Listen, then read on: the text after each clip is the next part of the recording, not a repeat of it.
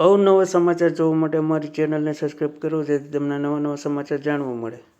મળતી વિગત મુજબ બગસરા મેઘાણી માનસ રામકથાનું આયોજન કરવામાં આવ્યું હતું, જેમાં અવધ ઇમિટેશન દ્વારા સુંદર આયોજન કરવામાં આવ્યું હતું, જેમાં લોકોને વરિયાળી શરબતની સુંદર વ્યવસ્થા ગોઠવવામાં આવી હતી.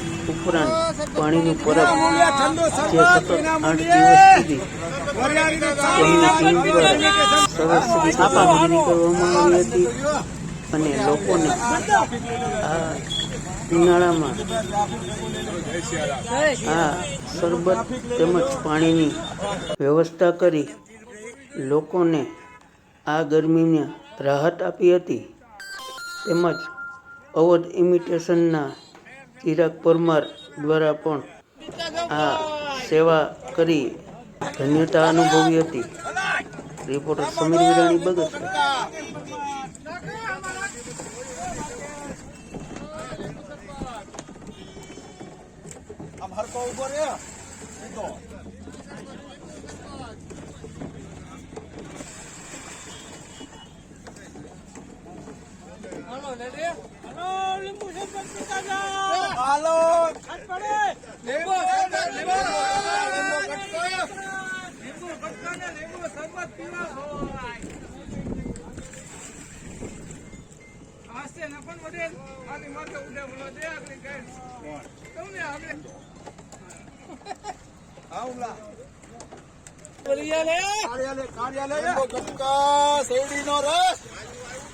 ठंडा ठंडा कोल कोल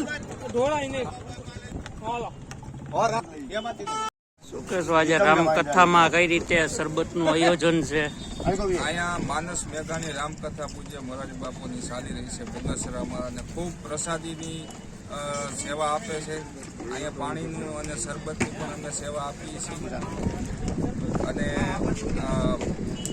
કથાની માલિક પર પ્રસાદની પણ ફૂલ સેવા છે. કેટલા દિવસ થયા છે? આજે 8મો દિવસ છે. બરોબર.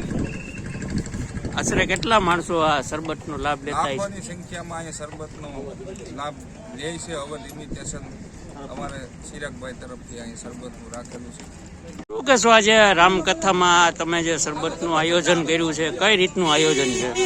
ખાસ કરીને પેલા તો જે આપણા મનોરથી પરિવાર છે, મનોરથી પરિવારનો હૃદયથી અમે આભાર વ્યક્ત કરીએ છીએ. જેઓ હર્ષાબા જે આપણા મનોરથી પરિવાર છે, જે અમેરિકા રહે છે ને, મૂળ લાઠીના વતની છે, અને તેમનો અમે હૃદયથી પહેલા તો હાર્દિક શુભકામના પાઠવીએ છીએ, અને આખા બગસરાની જનતા તરફથી એને હૃદયથી હાર્દિક શુભકામના પાઠવીએ છીએ. ખાસ કરીને માનસ મેઘાણી જે કથાનું નામ આપ્યું છે પૂજ્ય બાપુએ, મોરારી બાપુએ, અને ખૂબ આનંદની વાત એ છે કે રામાયણનો નાદ બગસરાની અંદર ગુજરી રહ્યો છે.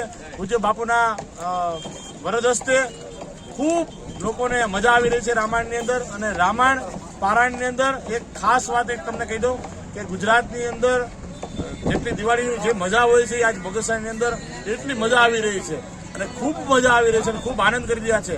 ભજન અને ભોજનનો આ ત્રિવેણી સંગમ એટલે આજ બગસરામાં જોવા મળી રહ્યો છે. ત્યારે માનસ મેઘાણીના નામથી જે કથા ચાલુ છે, એ કથા દરમિયાન જે લોકો ખૂબ ભોજન કરી રહ્યા છે, ખૂબ આનંદ કરી રહ્યા છે, મેળો પણ અહીંયા છે, અને ખૂબ બગસરાની જનતા આનંદ કરી રહી છે.